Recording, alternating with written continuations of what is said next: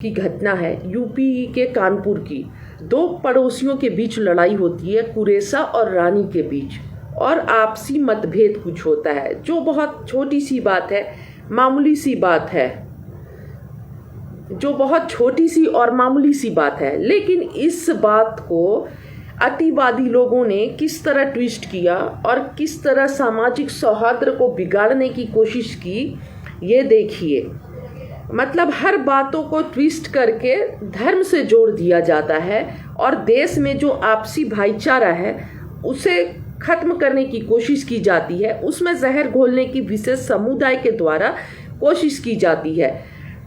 ठीक मतलब ये बहुत दुख की बात है कि दो परिवार में लड़ाई होता है और दोनों के द्वारा आपस में पुलिस को एफआईआर की जाती है और जो भी कार्रवाई होती है उसमें पुलिस हस्तक्षेप करती, अच्छा लगता।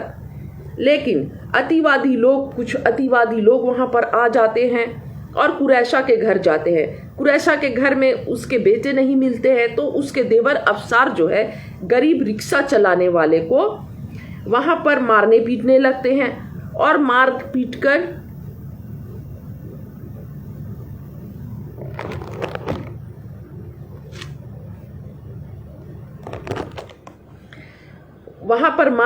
जय श्री राम के नारे लगवाने लगते हैं। और इस बीच वो गरीब अफसार जो है उसकी बच्ची लगातार रो रही है, मासूम सी बच्ची लगातार रो रही है कि मेरे पिता को छोड़ दो। जैसा कि स्वाभाविक है कि किसी भी बच्ची के सामने अगर पिता को मारा जाए, माता को मारा जाए तो बच्चों को हर्ज होता है।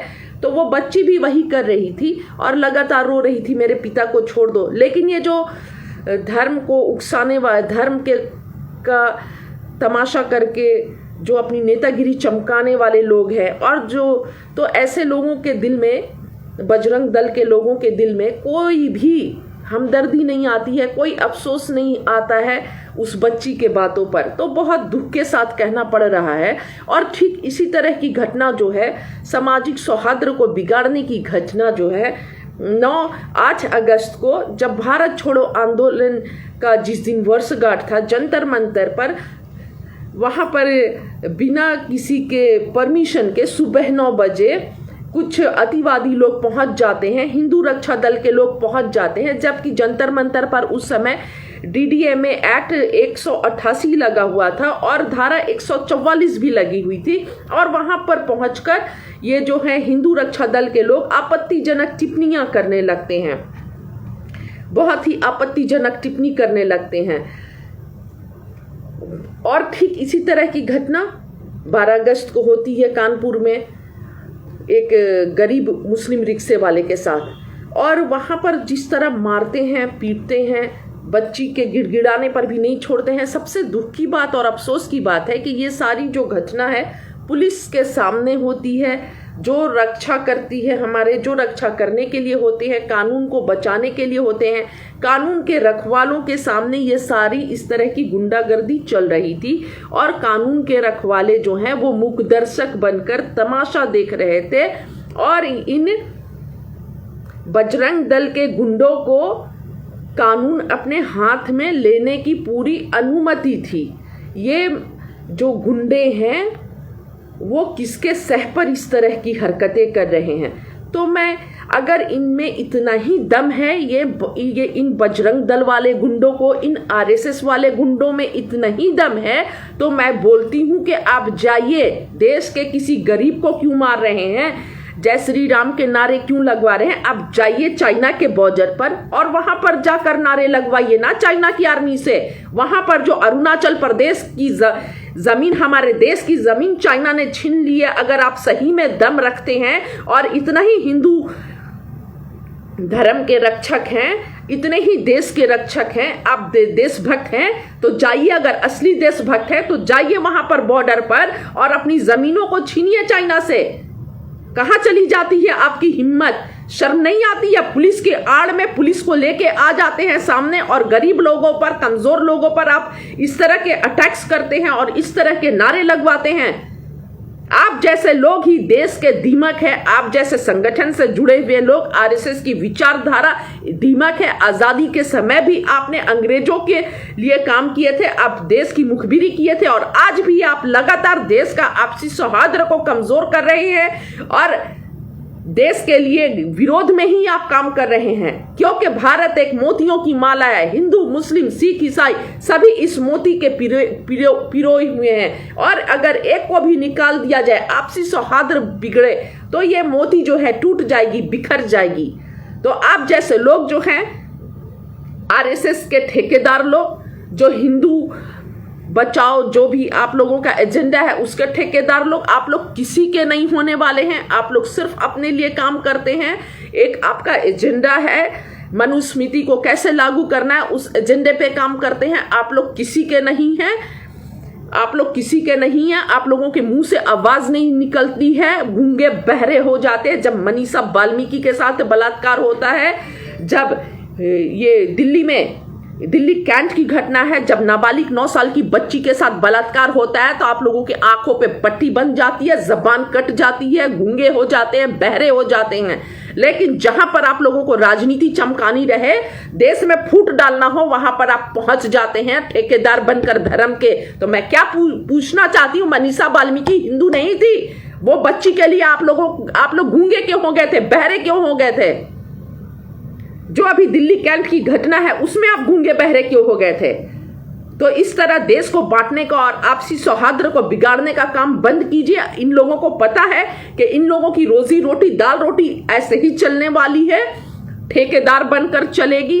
मैं सभी से, देशवासियों से, सभी धर्म के लोगों से ये अपील करती हूँ, हाथ जोड़कर अपील है, अनुरोध है कि ऐसे लोगों को रोका जाए, इन लोगों के खिलाफ आवाज उठाई जाए जो देश के आपसी भाईचारे को खराब कर रहे हैं, जो लगातार कोशिश कर रहे हैं। और ये समझना होगा कि ये किसी के भी शुभचिंतक नहीं है। जब आजादी की लड़ाई चल रही थी, जब अंग्रेजों के खिलाफ आवाज उठाया जा रहा था, तो ये लोग जो थे अंग्रेजों के मुखबिर बने हुए थे, और देश की जो भी आजादी के अंग्रेजों के खिलाफ जो लोग लड़ रहे थे, जो हमारे शहीद थे, और जो देशभक्त लोगों का ये जो है जासूसी करते थे और उन लोगों तक मैसेज पहुंचाते थे, तो ये लोग ही देश के सबसे बड़े दीमक हैं। देश को अंदर से खोखला कर रहे हैं। ये लोग देशद्रोही लोग हैं, देश के गद्दार लोग हैं। देखिए, यूपी इलेक्शन आने वाला है और यूपी इलेक्शन की तैयारी शुरू हो गई है। इस तरह ये लोग तैयारी करने लगे हैं कि आपसी सौहार्द को बिगाड़कर किस तरह वोट बैंक की राजनीति करनी है। तो अब तो फैसला है, हम सभी देशवासियों के हाथों में फैसला है कि ऐसे लोगों को और सह दी जाए या फिर ऐसे लोगों की राजनीति को बंद की जाए और इन्हें देश को तोड़ने से रोका जाए। आप खुद ही सोचिए, हम सभी को यह सोचना होगा, जब शमशानों में लाइनें लगी हुई थी, जब ऑक्सीजन नहीं मिल रहा था, जब आईसीयू नहीं थी, जब हॉस्पिटल में बेड नहीं थे, तब ये लोग कहाँ थे?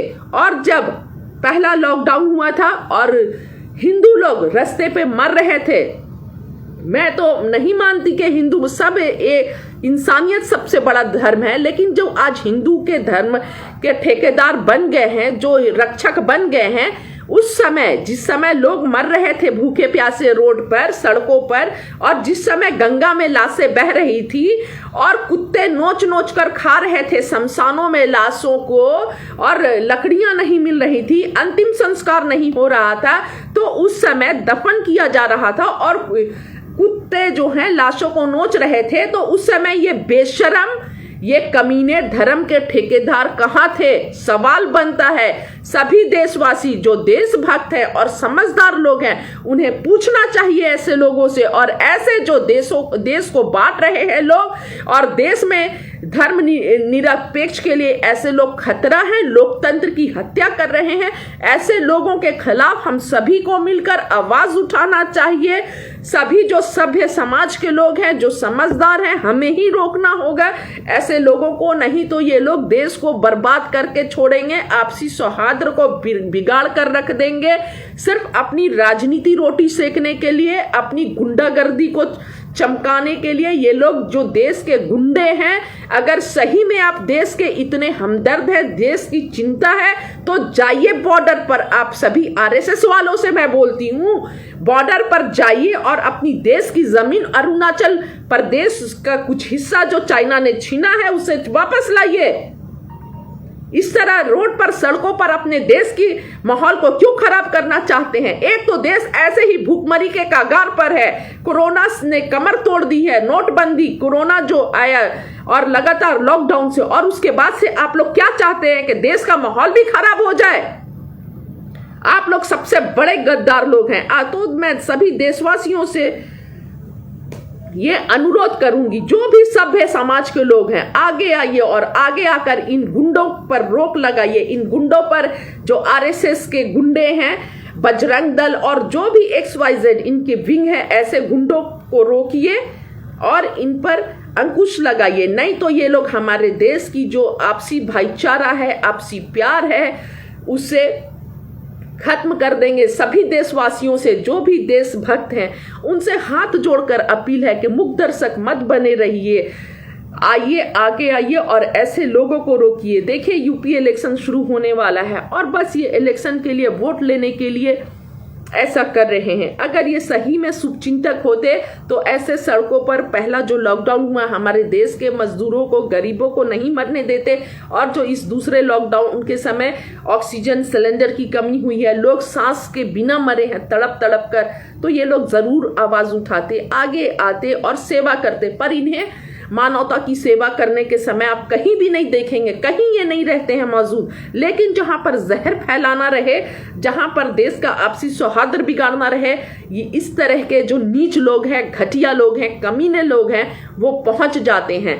तो सभी से अनुरोध है, आवाज उठाइए, इन लोगों को रोकिए, नहीं तो ये लोग देश के लिए बहुत घातक सिद्ध होंगे और ये लोग फिर एक बार गुलामी की जंजीरों में हमें बांध देंगे, हमारे आपसी सौहार्द को बिगाड़ कर।